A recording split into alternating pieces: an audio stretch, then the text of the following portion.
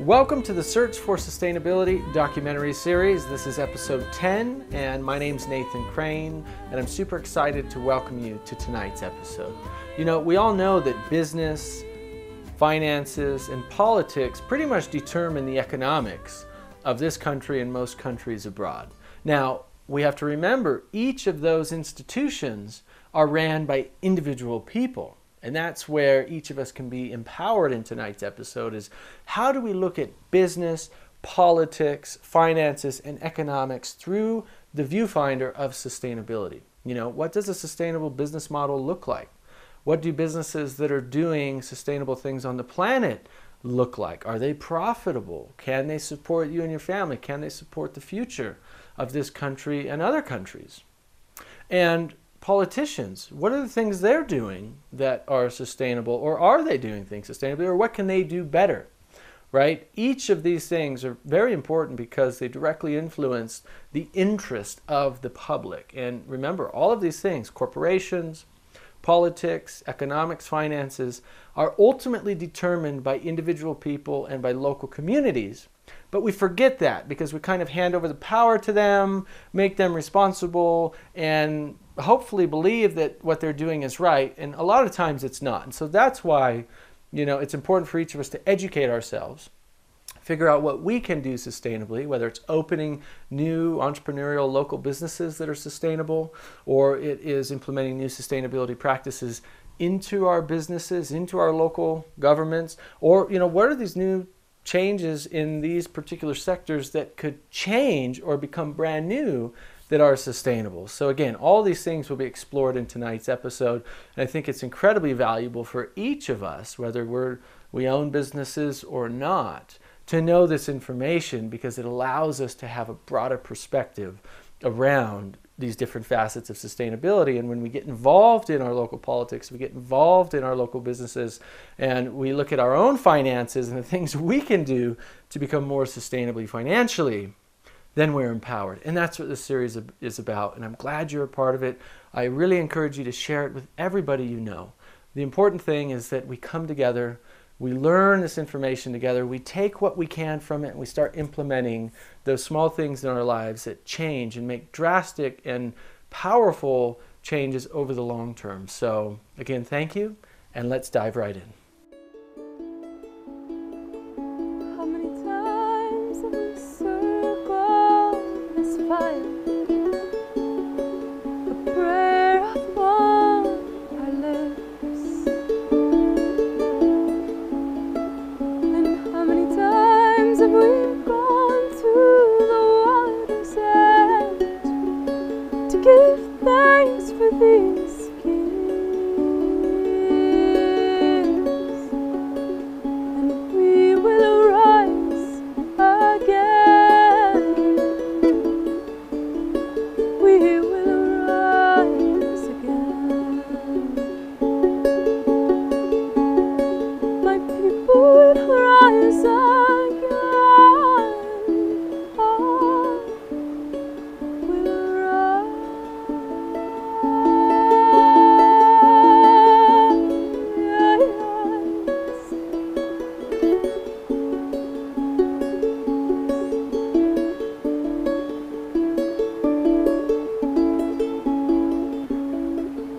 so many times we've gone to the water's edge to give thanks for these gifts.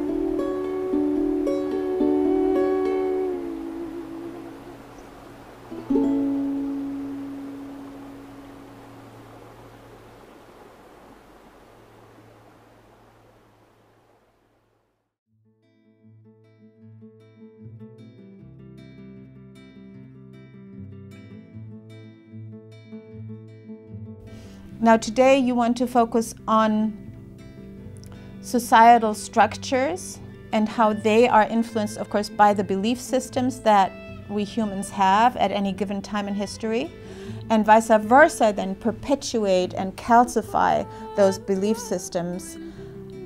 And these last 8, 7, maybe just 6,000 years have allowed the calcification of competitiveness, of hierarchical structures, of exploitation of the few exploiting the many. And sometimes I say, well, it needs willing victims to allow that to happen and to perpetuate itself. But of course, when I am in a classroom and I have taught 2-year-olds and I have taught 80-year-olds who came to continuing education, in each of us there is this core that really wants to be heard and that just hasn't found ways to express and or to withstand the enormous pressure of the systems that we have put in place because of those hierarchical structures. The name of my website is patternliteracy.com, and people ask, well, what do you mean by pattern literacy? And I guess I can make an analogy that literacy with words is being able to read words and get meaning from them, and then people talk about numeracy, being able to be literate with numbers, know how to work with numbers. And pattern literacy is the same kind of thing, but with the patterns that we see. And some of that can be the patterns like spirals and waves and branching patterns and things like that that we see in nature. So that's part of it. Like when you see a branching pattern in nature, when you see a branching pattern in a tree, it's usually because that tree or the river in its branching pattern is collecting or distributing something. The tree is collecting sunlight and distributing sap. So each pattern that you see in nature often has a function. There's often a reason for it being there. But it even gets larger than that in that pattern literacy really talks about recognizing whatever the patterns are for whatever you're dealing with. So if you're trying to start a business, what are the normal patterns that a person encounters when you're starting up a business? There are certain things that always happen. You learn from hiring a board of directors or bringing in more experienced employees. There are things that are going to happen. Or like in family dynamics, there are patterns that happen in families and in relationships. So the idea of pattern literacy is to learn what those patterns are even before you get too deep into the subject. There's how do we study it to see what those patterns are so that we don't get trapped in unproductive or negative patterns. And I think anybody who's been in a relationship knows that there are certain patterns that, oh, here it comes again, let's not go down that road. And that's really what pattern literacy is. Oh, that's a pattern we don't want. Here's a pattern we do want. So how do we reinforce the patterns that we do want? I think one way is history. It's really important. Look at other people, look what we've done. Look what we've done in Community Forklift. We started out with a few people in a big empty warehouse. We just started collecting stuff. Now we're a multi-million-dollar organization with 45 employees and continuing to grow and develop. So it's very exciting to see that the concept of creating for people's needs does not have to be based on a model of just pure extraction and profit. It's one that can be based on sustaining everyone. And that to me is what's really thrilling about this work on a very pragmatic level, is that materials are going back into the community. We're helping contractors have work that is a fair wage for them. They're making improvements to folks' homes and buildings in the community. People are really excited to see funky, interesting stuff. We have artists. There's so many ways that an organization like this catalyzes excitement, it catalyzes resources, brings people together. So this isn't just like, oh, I've got a great business idea and I can make money. This is a place where there is just so much passion and care and mission for what we're doing that whatever angle you want to take on doing something like this, you're going to love it.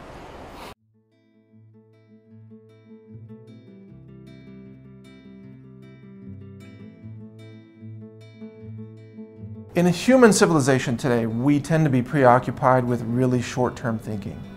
So we're not really well trained in very expansive, big picture, long-term thinking that is necessary for the survival of the human race. So because our lifetimes are quite limited, right? The average person might only live to the age of 70 these days. Well, you've got 70 years to do what you want to do as an individual, and because we have such a preoccupation with profit and the accumulation of financial wealth.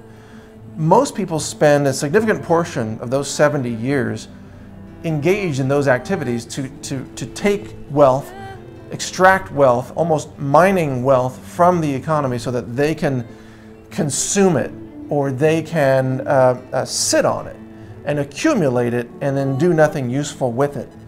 I say we need a completely different model where our goal shouldn't be to consume wealth and accumulate it and seize it, but rather to redirect it into projects that make a difference in the long term for humanity. In the corporate world today, that people are craving to embrace this wisdom-based thinking rather than a knowledge-based thinking. There is an incredible willingness to go from here to there and to be rather than just to perform and act out a role. And that whole authentic way of leadership, authentic way of being within organizations, people knowing that we're just a community of people, fulfilling a certain role, I think that really has a great resonance in the world today. I think one of the things that is great about DC is that we have some of the most conscientious businesses, corporations, local corporations in the country. We have a neighborhood restaurant group. That's the name of their groups of restaurants.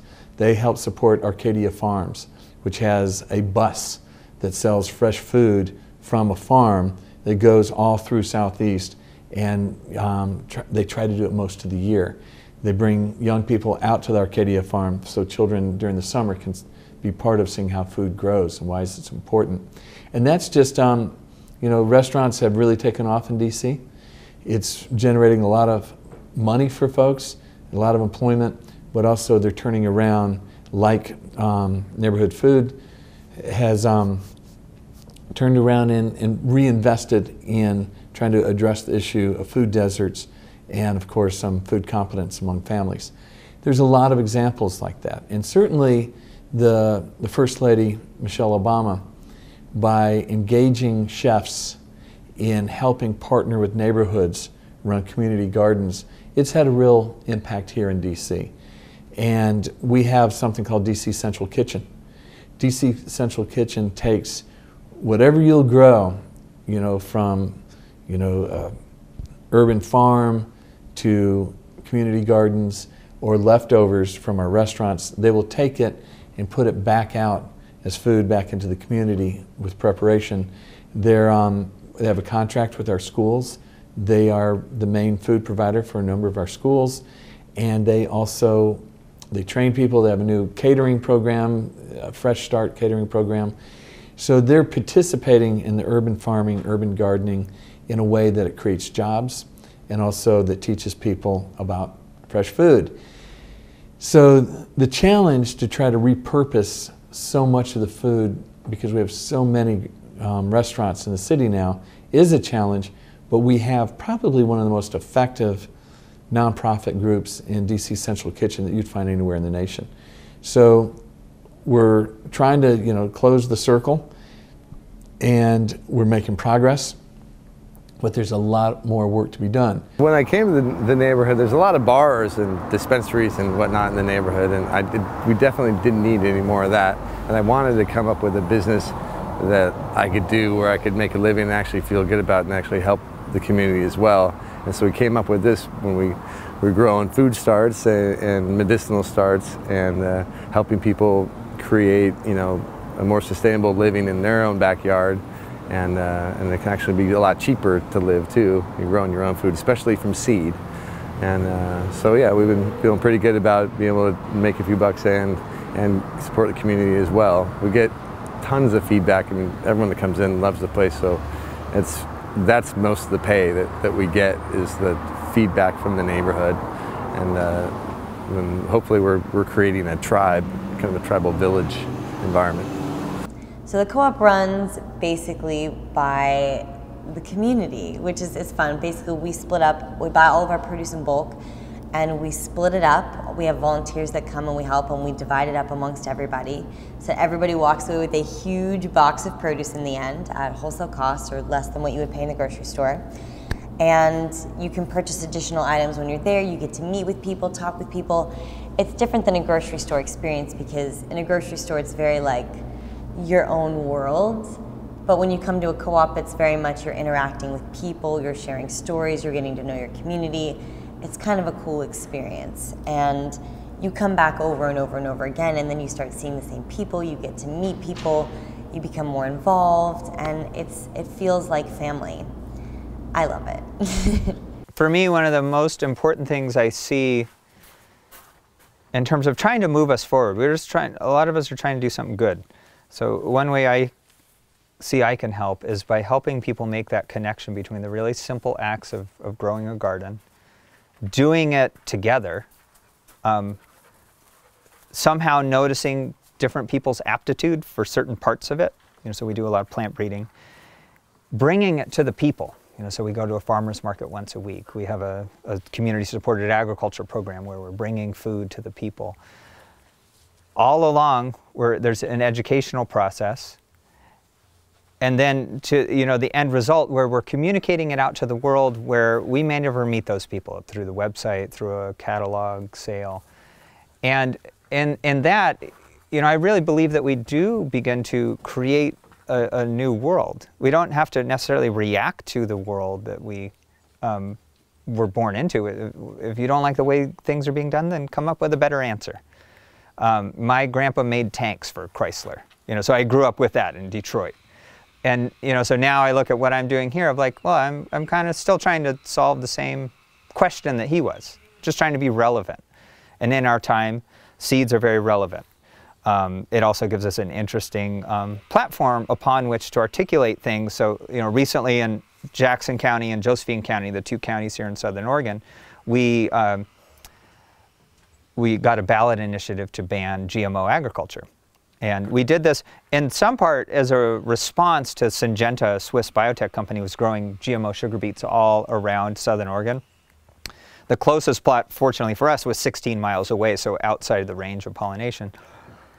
So we began to look at, well, what are our options here? They're not breaking the law. You're allowed to do that.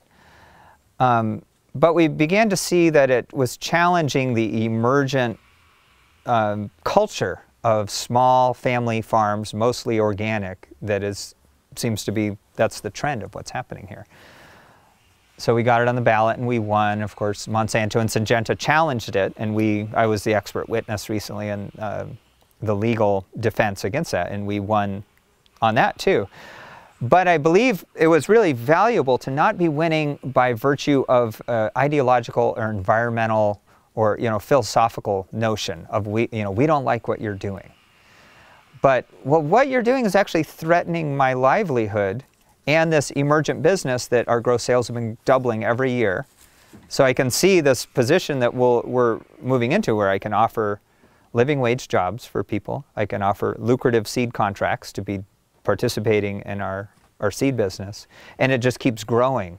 So to have a multinational company doing biotech come in that's threatening a very real economic, ecological venture here it's a beautiful story, and it's also the reality. So it was a unique situation to be in of, when we adhere to our values and just stick with it and don't compromise, and then all of a sudden realize that the mass culture, the world, the dominant paradigm is agreeing with us. And the courts and the legal system and the judicial system and all of that. So that gives me a lot of hope. So rather than responding, we're just moving forward in what is intrinsically true for us.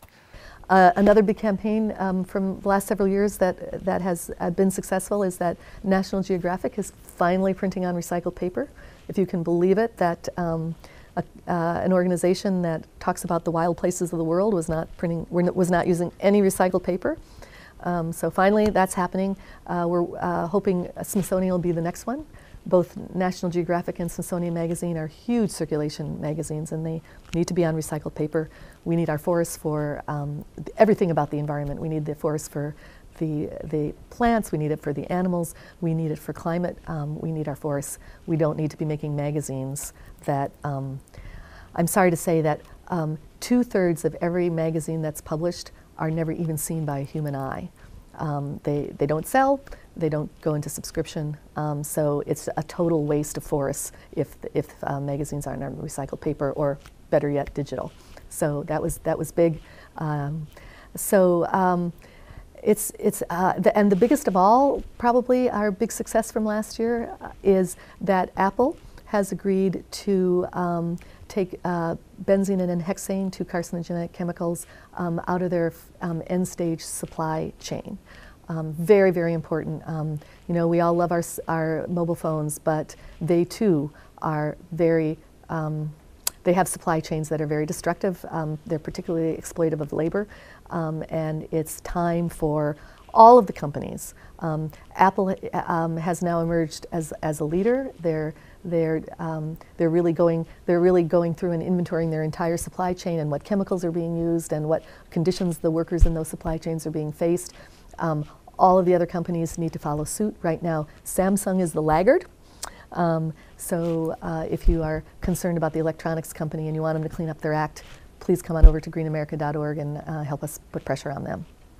You know, as a manufacturer, it becomes vitally important to understand the amount of waste that's generated through the products that we make. Now, I'm extremely proud of the fact that our organic farming methods are so efficient that 100% of the food that we grow is eventually consumed. That's far greater than food that is consumed, let's say, fresh, because from the time it's grown until the time it's sold, probably 50% has been wasted. 50% will ultimately be thrown away. That means that 50% of the energy that was used to grow it ultimately was wasted as well. That includes the trucks that transport it, the refrigerators that keep it cool, and the store shelves that sell it. So my direct-to-consumer model, from farm to family, that's vitally important to me, but something's been bothering me for years, and that's the packaging. Now, I made a decision to never offer individual pouches because they are not biodegradable and they're not recyclable. And so the trade-off of having one pouch of material for one serving, it wasn't worth it.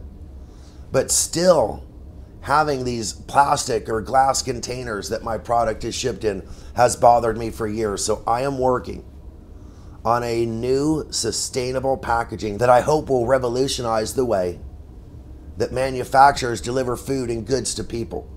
So that if you use my products, 3 or 4 products a month over 1 or 2 or 5 years, you won't have 1,000 pieces of packaging sitting around to pollute Mother Earth. I'm working on highly biodegradable, sustainable, and recyclable packaging for bulk goods. It's never been done before, but that's my mission. And then you can start to explore things like residual income streams and where precisely would you like to go, and most importantly, when.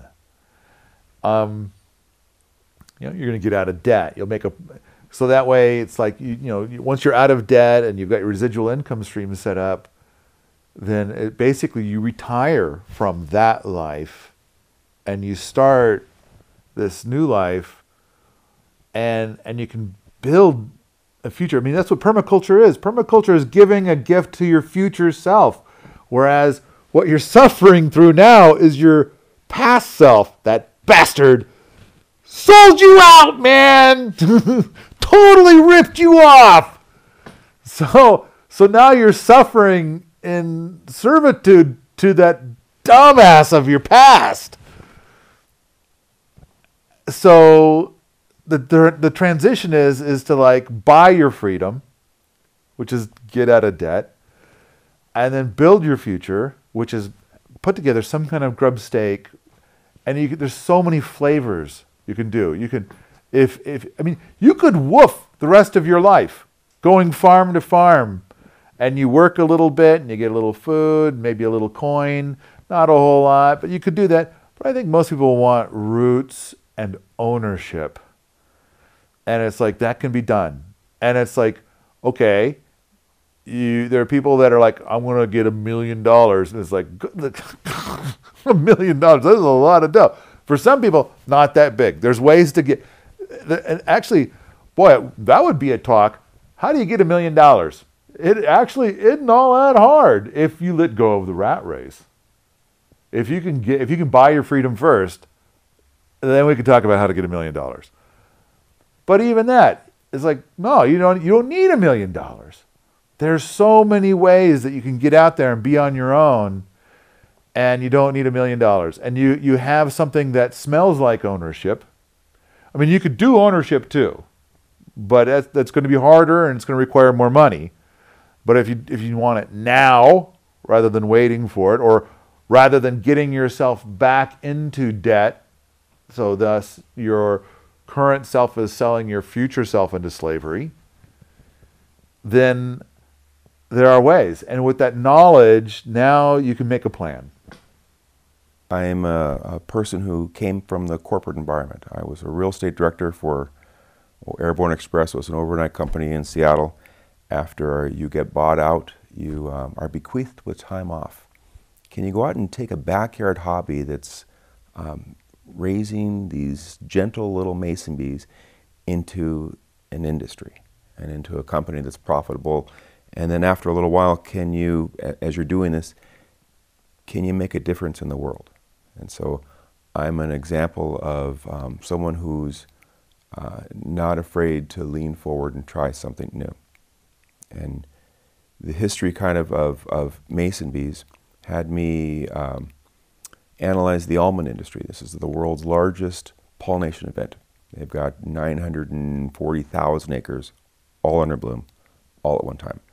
And that has maybe 2 million honeybee hives all there, but they're just not having enough. So the almond industry, bless their little hide, determined that maybe there's another bee out there. So they investigate all these bees and came up with, there's a native little bee, a little smaller, solitary, doesn't go in a hive, there's no honey, it just pollinates. And they don't have enough. So could I go out and help them get enough of these bees?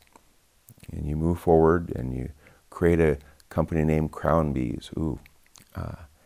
Can you create a website that helps people learn about these bees?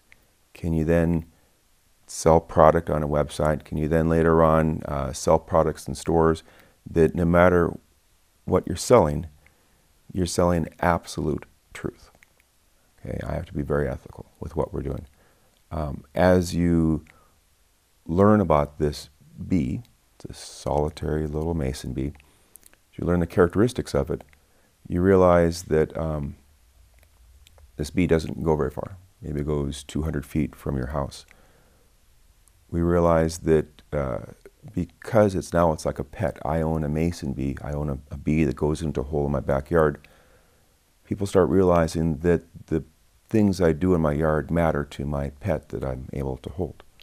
So am I putting toxins into the ground? Am I growing enough pollen for it? Is my neighbor spraying stuff on their yard that I need to hold those things back? It starts mattering. And so step at a time, we've been able to help people think these things through. So my company is on a path to create a difference through the use of a bee in backyards across the nation, later on the world. We're going to change how the food supply is pollinated. And just a little bit further on that, researchers since the 80s have been looking at this bee and other similar bees that are, they're just a solitary bee. Every female is a queen. They go into holes. So as you go into a hole maybe 6 inches long, 30 minutes worth of pollen gathering leaves a little bit of pollen back there, and they keep on going back into this little hole, lay an egg, and then seal that with mud. Pollen egg mud into this hole. Well, that's it. The bee does a couple holes and she's dead. But those eggs they've laid are next year's bees. Okay, there's a gentle little bee that you can carry around with a hole. When you put this bee onto a flower, it pollinates differently than a honeybee. Interesting. So since the 80s, we've been seeing that when you put a mason bee into a cherry field, you're getting double or triple the yield. Well, why is that? And when you put that into an apple field, you're getting more apples than you've ever gotten. And now we're learning pears and kiwis and all these spring fruits. When you put this bee onto those spring fruits, you're getting more volume. Well, what's up with that? And what I'm doing is learning to help people understand how to raise them. And now we're starting to work into the field side. How do we get the orchards using this bee in a way that's sustainable, in a way that has them with more food? So that's kind of in a nutshell. This is my path to create more food. So I started my blog, theprairiehomestead.com, back in 2010, and it was mostly, I could make up a grand and glorious reason I started it, but basically it was because I was so excited about what we were doing with our gardens and our animals, and most of the people I knew around, like friends and family at that time, weren't interested. So I needed somewhere to just lay it all out and talk about it and digest it. So I started this blog to just mostly keep track of what we were doing, and then over the course of the years it has grown into its own entity, has quite a following, quite a fan base, and we have a lot of people sharing their experiences, learning from what I share, and it's become a little business for my family on the side, and I absolutely love working on it. Those of us who are blessed with financial wealth and the ability to accumulate financial resources, our goal for a sustainable future should be to redirect that wealth into projects that can last 500 years or 1,000 years, projects in agriculture, projects in saving the indigenous knowledge of medicinal use of herbs, for example, of seed saving, creating seed banks and seed libraries where people can openly borrow and share seeds with each other. And yet so much that's happening in society today is focused on restricting those ideas. There are laws against seed banks. You can't even ship seeds across state lines in many cases on certain types of seeds without violating a law, potentially going to jail. It is obscene that our system has been erected today to punish those advocates of the natural world who want to promote food self-reliance and seed sharing and food abundance for our future. Those people should be celebrated as heroes of humanity, not singled out as villains.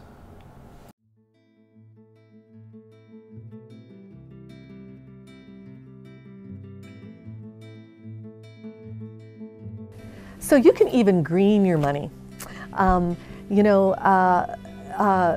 Big banks and big institutions play a huge role in every sector of our economy in terms of, again, the question of, is your money going to be doing something good or something bad? And one way you can really clean your money is to take them out of Wall Street banks, out of the banks that played a major role in our economic collapse just a few years back, out of the companies that are out of the banks that are financing fossil fuels, out of the banks that are financing destruction of the Everglades, and into community development banks that are working with small businesses in local communities, small green businesses.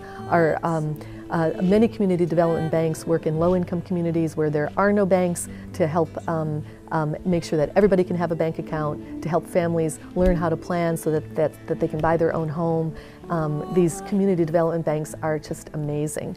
And you can, we always say, move your money. You can move your money out of Wall Street to help Main Street by simple things like where you bank or what your credit card is.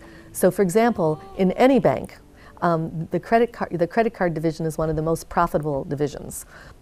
So don't support a big Wall Street bank with your credit card. Again, support a small green community bank. So when I say voting with your dollars, why I say you're voting with your dollars is because if you are supporting businesses that are doing great work, then they're going to create more products that are in alignment with that. If you're going to support companies that are doing more biodegradable, or you are vetoing to buy products and boycotting products that are using too much plastic or using preservatives, you can call in a store and say, hey, I don't like this product. Can you carry something else? They're going to go out and find the product for you because they see that it's in demand. Like a lot of, nowadays, a lot of things came up with the almond milk that is being sold everywhere that has carrageenan in there, right? A lot of people think that this is a horrible preservative. We need to get it out of our almond milk. So a lot of companies are actually taking effort to do that. There's a great person, I love the Food Babe, right? Vanny. She's awesome. She's exposed so many toxic chemicals that are in our everyday food, and these huge corporations are actually taking note. And that's a great example of that. One person can make a difference with a group of people. Obviously, you're not doing everything you're alone, but a group of people can come together and make a difference and make enough noise that people start paying attention. There's a kind of an arbitrary economic system in some of our cities where the system has kind of is opened up to infinite activity without regard to necessarily what will happen.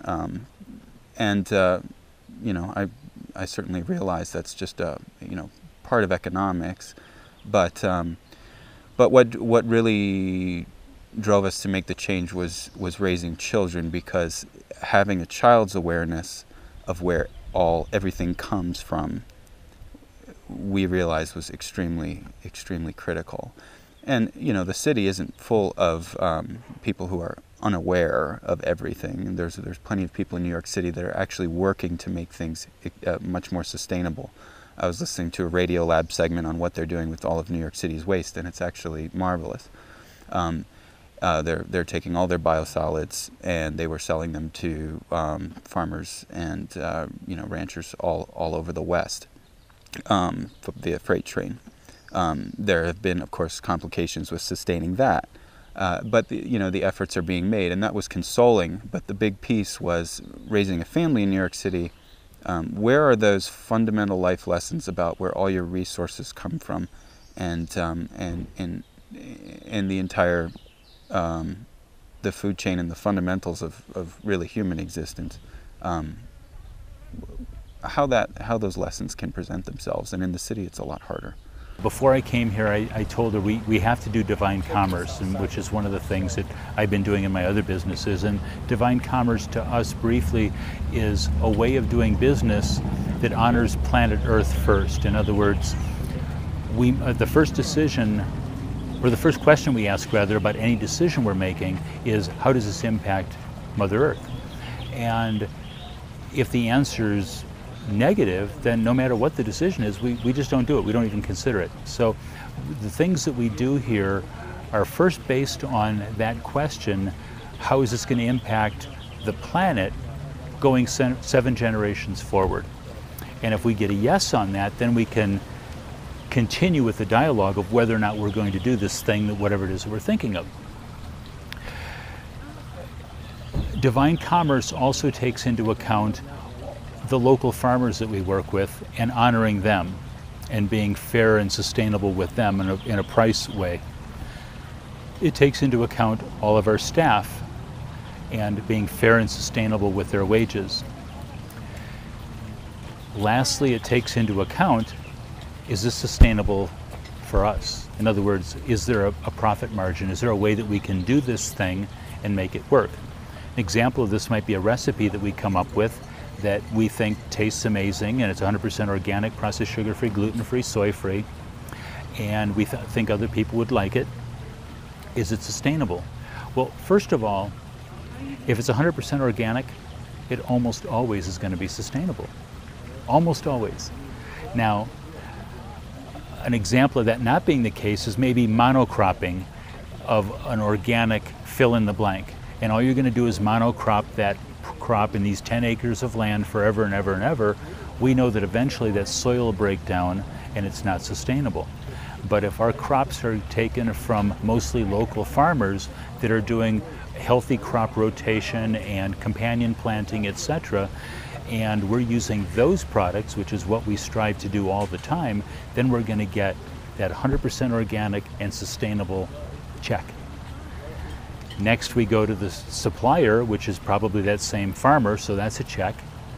Our staff, are we paying them fairly, and do they feel fairly compensated for what they're doing? Check. Now, does it work for us? Sometimes we come up with, in the beginning, we'd come up with plates that were just absolutely delicious, and we'd cost them out and realize that we'd have to charge $35 for this plate of food in order to just break even. And one of our one of our concepts here was, if people are going to eat healthy, vibrant food, they need to be able to do it on a daily basis. Now, that doesn't mean that we want them to come here every day, but we want to make chocolatry accessible to pretty much every average American person on a daily basis. And so we decided that the highest priced item on the menu at that time would be $10, which is kind of outrageous for a restaurant. Now it's gone up to $12 7 years later. And so we feel that a family can come in here, a family of husband and wife and their 2 children can come in here, and they can eat comfortably and affordably, and most importantly, vibrantly and in a healthy way. And it can be the same as going down the street to one of the chain restaurants, and the bill would be similar. And so going back to that $35 plate, it's sustainable to everybody, but we can't do it and fit within the parameters of what we want to do because of what we just talked about. So we learned how to make a lot of food. It's really great, but it's not something that we can do on a regular basis. And so with those foundational principles in mind, we'd carry forward and learned a little bit and experimented a little bit of what's working and what's not. And we came up with this restaurant, and it always will be kind of an experiment. It'll always be in motion. It's always going to be evolving here. It's always going to be changing. And one of the reasons for that is things that are sustainable are always evolving. Things that are evolving are never stagnant, or I take that back. They can be stagnant for a short period of time, but they can't be stagnant forever. Then they won't evolve, and then they won't survive. I wanted to touch a little bit on the gift economy, or nature's economy, or community currency. There's many names for the same thing, but what I see is I see life all around us in many, many forms thriving. And I'm speaking of the trees, I'm speaking of the animals, I'm speaking of the plants, speaking of life on planet Earth, besides most of the human population that is living in a different kind of economy. And it's thriving, and it's sustainable, and it's ongoing, and it's forever, and it will never ever stop. The tree is growing, it's abundant, it's beautiful, and it's going through all of its different phases of life, ultimately coming to a fruiting moment that turns into a seeding moment that then lays its seed back down, and the forests just keep growing and growing and growing and giving back to all the life, and the tree is receiving from all the life. So I think that, you know, nature was designed to live in a way that's more reflective of nature's economy. And the key that I found is just by being myself. That's, I think, is the number one focus for anyone that's interested in exploring living in that kind of gift economy, is find out what you love to do. Just dig a little bit in your heart and, you know, figure out like who you are and how you want to present yourself to the world, how you want to be of service. And because naturally life is all of service to another being, and it's just this symbiotic relationship that one is giving and the other is receiving, and we're all abundant and nourished. And it's happening in an effortless way when the earth is in its natural state and its harmonious state. And I see that humans were given no different set of laws. It's a universal law that's happening on much bigger scale than planet Earth. It's happening in every solar system, every galaxy. It's the way of life. It's just about being yourself and being true to you and your heart, and moving forward in life from that space of unconditional love and service. So it's a different question. It's about how can I love and how can I serve? Not so much about what can I get. How can I receive? Naturally, we're receiving. The place that I see that lives in our heart is our natural gifts, our divine presence, our life purpose comes through here. And as we step out in the world and just give of ourselves and what I've seen and what I've witnessed and what I've, committed myself to for many years now, the abundance just keeps pouring in. Not to say that I have been without money, because there's been moments where I have been without money and where Circle of Children has been without money, but in those times, I found so much more wealth. Maybe I didn't see the wealth in the moment. Maybe I did. But when reflecting on it always, the gift is seen and recognized. And in our particular case, it was about growing community currency. And by not having the amount of money where we could just do whatever we wanted, then we were able to learn the skills that we needed and build the framework that we needed in order to properly engage and enroll the community on a large scale. We have a large-scale project here. We have a multi-million-dollar conference center that was donated to us. And it was donated to us for the purpose of providing an example for humanity in its shining state. So, connected with earth, connected with sky, connected with each other and all the living things around us, and connected, most importantly, with our heart. Because when we're connected there, then we can be connected everywhere else. So, yeah, it's just that place to start from, is who am I? What's my gift? How can I serve the planet? Because I see that there's great changes happening on this earth, and I see that we're all being called to action. I see that the earth is a body in the galactic universe, and the body has some healing that's being needed at this time. And all of us as human or plant is being called to bring forth our gifts in order to bring it back in balance. And so when we give in a way unconditionally, not in a way of I'll give you this if you give me that, then I see us entering into a prosperity consciousness, truly. Because we're building much more than our material wealth. We're building our connection with life and each other, and we're growing that awareness, and that heart is being felt and seen, and we're coming together. So in terms of what we do for the community and with the community, really is Community Forklift is all about collaboration and partnership. We really see what we're doing as the way station for the materials to come in and bring people together. So we make them available to the community for free in a lot of cases. We work with a lot of very low-income communities. There's a very low threshold to get materials. So when folks need a refrigerator, I just had somebody call the other day. Her mother's 91 years old and the refrigerator just died.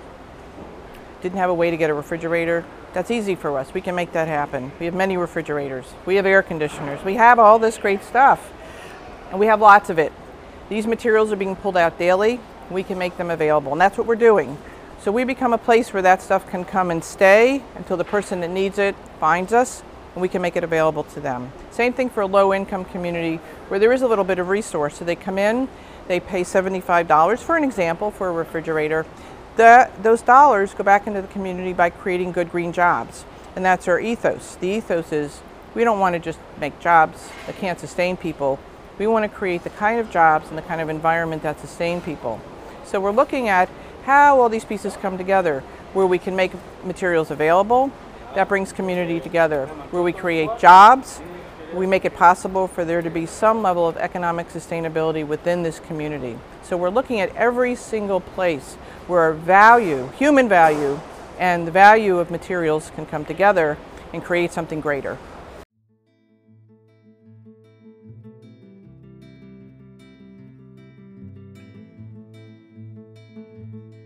Well, what led me to becoming the director of the environment is not a path that I would have predicted. I started out in the city as a social worker during a very difficult time in the city, working with children and families. And then I went into politics, and I served on the school board, and then I went on to the city council. And while on the city council, I became known for doing a lot of things related to smart growth, urban transit, and really kind of sustainable living. and I passed the bag bill, the 5-cent fee on disposable plastic bags, and that had a profound change in the district. It was a very, it's a bill that has had a major difference in the city and also became known for that. And also was the elected official that rode his bike everywhere. So I ran for mayor, lost, and Muriel Bowser, who won, who I ran against, she asked if I would serve as the director of the environment for the city. And really that had a lot to do, I think, with what I'd done on the city council, but also just, I guess, how I lived my public life in trying to live a sustainable life. One of the things here in DC that we're looking forward to, is actually collaborating with the DC government on looking at more and more energy efficiency and renewable energy solutions for affordable housing, because that's a big pressure here in DC as well as in other places. We need more affordable housing, and we want that more affordable housing to be more affordable. Well, how do you make it more affordable? By having it be really energy efficient, to have it be really water efficient.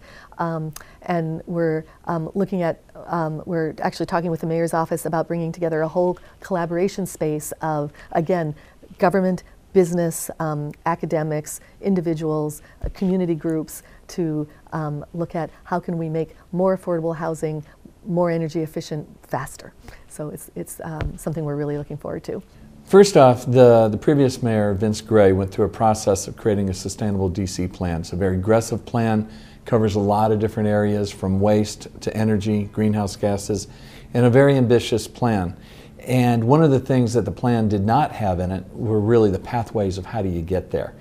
So the new mayor, Bowser, came in, and Muriel Bowser came in and embraced the plan, but said now we have to kind of make the 2.0 version of it, which is how do we get there.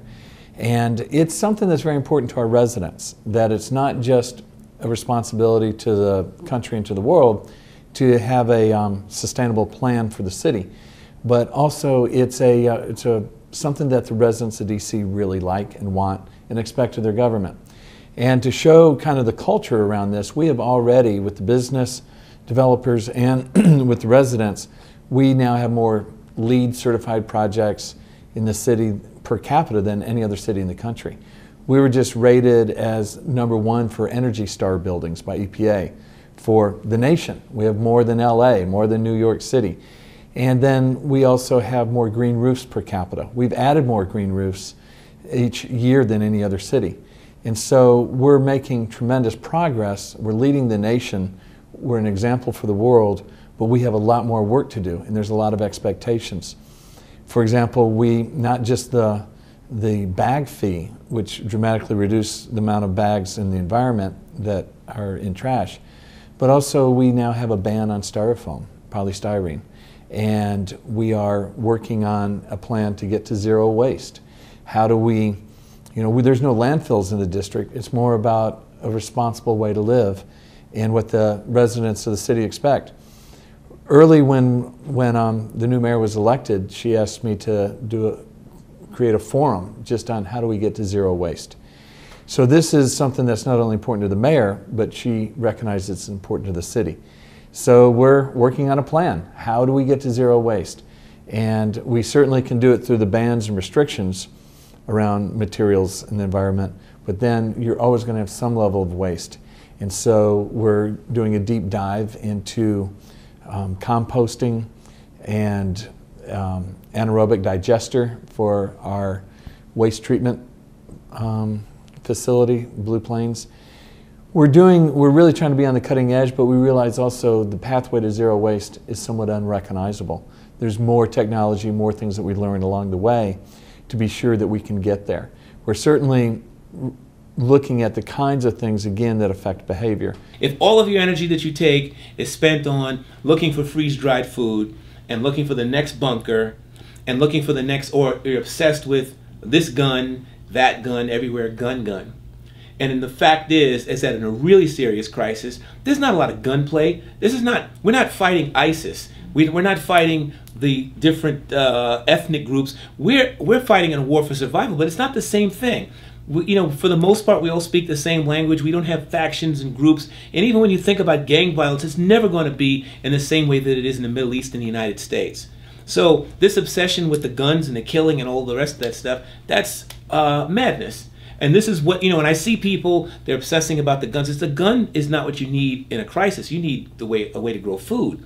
You need how to have clean water. That's the way out of a crisis. If, for instance, the people that spend all the time buying guns and weapons, if we all said we should have large-scale emergency community food banks, that in the event of a catastrophe, what's the most important thing? People need food, water, and shelter, right? Now what happens, we have a huge earthquake. People need to eat. But what if we had large, strategically placed emergency food banks where we knew that in the event of a major catastrophe, that every person within this region is going to have more than enough food that they need to survive this for an indefinite period. We can do this if we wanted to, but we don't. And even communities that would rather go out and buy AR-15 rifles, if they took that $1,000 that they spent on that rifle and came together and built something that could actually strengthen the community in a different way, then we'd be able to say, but we don't. We're thinking like cave people.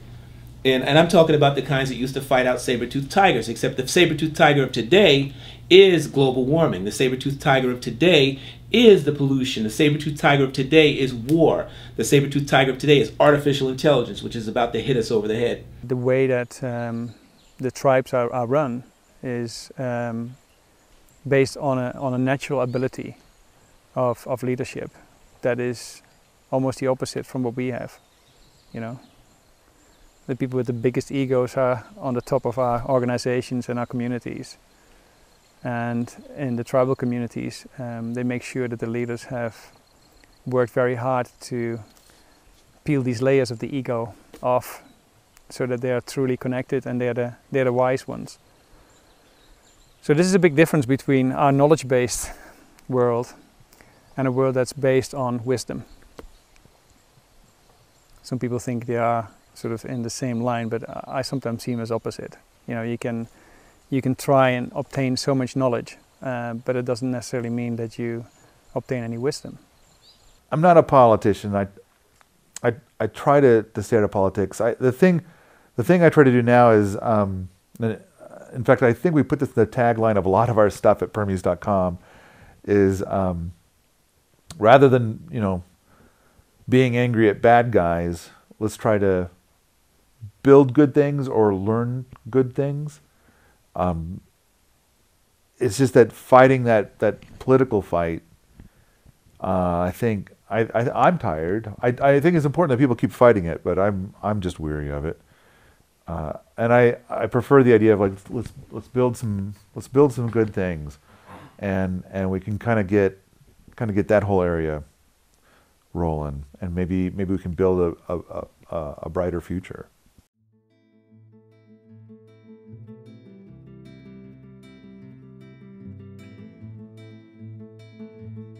You want your business to be sustainable, right? But what good is it going to be if your business is sustainable and the rest of the planet is going to hell in a handcart? It doesn't make sense. And so we have to look at this more globally. We can't just look at our own little bubble that we're in here and think that it's okay for my business, it's okay for my family, but heck with the rest. That's not a sustainable attitude. We have to look at this situation globally, and we all have to do everything in our power to do the right thing. It's too late to do anything else. It's absolutely imperative that we get going on this now and make this serious. It's a big issue. Who cares if you're a billionaire and you're walking around with gas masks and you're afraid of your neighbors because they might, you know, anyway, it's not going to get to that. I really truly believe that there's a quantum leap about to happen where people that have been kind of on the fringes for a while are coming on board, and more people will come on board, and then it's going to mushroom and explode. And our world is going to finally wake up and say, oh my goodness, the stuff they're talking about there it's correct. If we continue like this, in this unsustainable direction, we're going to destroy ourselves. And so, no matter what, we can't go forward that way. We've got to try something else. The future of our, you know, our planet is really based off of us as individuals first. I think it comes from self-actualization.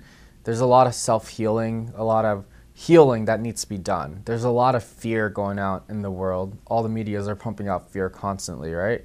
So it's a lot of retrospective work that everyone has to do for themselves. I can't tell you what to do. But that's why meditation or anything that stills your mind, that allows you to think, that's the most important thing, for people to think for themselves.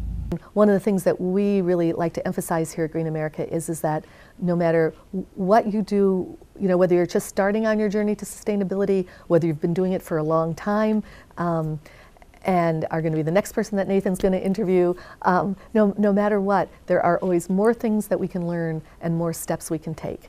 So if you're first getting started, let's celebrate, you know, take those next steps. If you've been doing it for a long time, thank you. We need your energy and wisdom for helping the rest of us think about how to take our next steps. So my vision for the future, I am a very positive person, so I truly believe that people can come together, we can make a difference, and we can solve some of the problems there's a lot of unnecessary suffering going on in the world that we can all do something about, such as world hunger. There's enough food to go around. Why isn't there enough food distributed, right? So it's a lot of politics, but I love what my friend is doing, Marianne Williamson. She's huge on bringing more transparency, bringing more empowerment, and bringing in more spirituality within politics. Yes, politics is not going to solve itself. There's a lot of work to be done, but it's people who are leading more open-minded questions, who are willing to listen to different people, not just picking one side. I feel like realizing that we're all one, you know, people forget that we're all one kind. Why are we fighting against each other for resources when we can share everything? It's like, but there are a lot of things that we can do, I think, but it all comes from becoming more retrospective and really looking within every one of us. And I think if everyone can start teaching meditation at every school, that would change the world. Just quiet the mind and just listen within, and to realize, you know, like, we don't need to be more conscious about what we're doing, because a lot of people go into things doing things for money. You don't work for money, then you're a slave to money. You know, provide value. Teach kids not to just be worker bees, but to actually bring more value into the community. You know, for anyone who might be more than 25 years old, they might remember a day when cell phones weren't very popular. And I mean, in this country, you know, even though they worked for over 30 years on the cell system and the cell phones and the cell towers, and maybe you've seen some old movies where, you know, the cell phones look like a shoe because they were so big and clunky, and you know, so the early adopters had to do all of those things, and then all of a sudden, within 15 years, it went from almost 0% of the population having cell phones to almost 99%. So once the conditions for the change by the innovators, the early adopters, where it looks like no one else is doing it, as all of the people here who are listening who are early adopters and innovators, as you do that work, then the system gains momentum, and then it can happen fast. And for those of you who are wonks out there, for example, that's happening with renewable energy in our country right now. I'm going to take California as an example. You know, 20 years ago, they had almost no solar. Now they have almost 10% solar on their system. They have, in terms of solar plus wind, they have more than 20% of their energy every day in California is coming from renewable energy. Because of the contracts that they've already signed, within a couple of years, it's going to be 30%. I mean, that's amazing. It happened very fast. And if you ever want to know what system change looks like, ask an energy wonk, because somebody like me will say, well, you know, for over 100 years, the energy planners, people who run the grid, the system operators, there's been a curve that during the middle of the day, that's when the most energy is used. You know, between 12 and 2 when the sun is the hottest and everybody's running their air conditioners at work and at home, and all the all companies have all their lights on and all the manufacturing facilities have all their machines going, that's when we have what we call peak energy use. And you could literally imagine a graph with a mountain on it, and that's kind of the peak of the mountain. Is what it's looked like really since the grid got started in our country. Now in California, with just 20% renewable energy on their grid every day, they now have 40% of the year, instead of having a mountain during the middle of the day, there's so much energy and wind and solar on the system, they have a valley. That means that wind and solar during the middle of the day are contributing huge amounts of energy to California. And guess what? That energy is already paid for, so that wind and solar is practically free. So California now has the great opportunity to think about, wow, we're making lots of low-cost wind and solar during the day, lots of low-cost renewable energy. Step number one, let's make more. Step number two, let's think of all the ways we can use it. Well, first of all, we could use it to use it at night, and that's what companies like Tesla are doing. Their new battery that everybody can put in their garage, everybody will be able to contribute and have storage in their own homes. We could ship it to Mexico. We could send it to Mexico, so Mexico could not have to frack. Right now, Mexico is talking about they're not doing much fracking down there, but they're talking about maybe doing it. But maybe if California can create enough wind and solar renewable clean energy during the day, they could send it to Mexico so they don't have to frack. Maybe since the sun is up later in California than Arizona, they could send it to Arizona so Arizona could have it in the early evening. Maybe, we know there's a water shortage out in California, maybe it could be used for desalination. Desalination takes a lot of energy, but if we have a lot of good, clean, renewable energy, maybe we can have some more solutions in that category. So it's just so exciting because, you know, 10 years ago, people would have thought this was impossible, to be really talking about we could be close to 20, 30, 40%. I mean, California can have a real conversation about 100% renewable energy grid. Google says, it's not just advocates like me, it's not just nonprofit organizations like Green America, it's Google has a technology forecasting team, and they think that 50% of US electricity could be coming from solar by 2025. Just 10 years from today, it could go as fast as cell phones. And we can start having a national conversation about, wow, that's great. How are we going to use that great renewable clean energy low cost? Because guess what? As we've been making more solar energy, the prices come down. In 2000, it was $18 an installed watt. Today, it's, for commercial applications, it's less than $1 an installed watt. It's competitive with electricity costs at $2 to $3 an installed watt. So at this point in time, solar is practical for most parts of the country, and that's why for elite forecasting teams in Google are saying could be 50% by 2025. So for all of you that have been wanting a renewable energy future, thinking that it's not possible, it's going to be here very soon, and that's because the early innovators did all that work. The early adopters took those early steps. They thought for years, oh, it's never going to happen, it's never going to happen. And now it's happening rapidly because we hit the tipping points. The same thing is happening in food. More and more people are doing urban agriculture, community-supported agriculture, community gardens, going to their farmers market. For the first time in 50 years, we actually have more new family farms. We've quadrupled the number of community gardens. We've quadrupled the number of farmers markets. This is how, step by step, all of us doing our own part, we can transfer these systems. So know that there's other people doing it with you. It's becoming more and more affordable. Every step we take is a step towards making that just and sustainable future possible. So thank you for every step you take.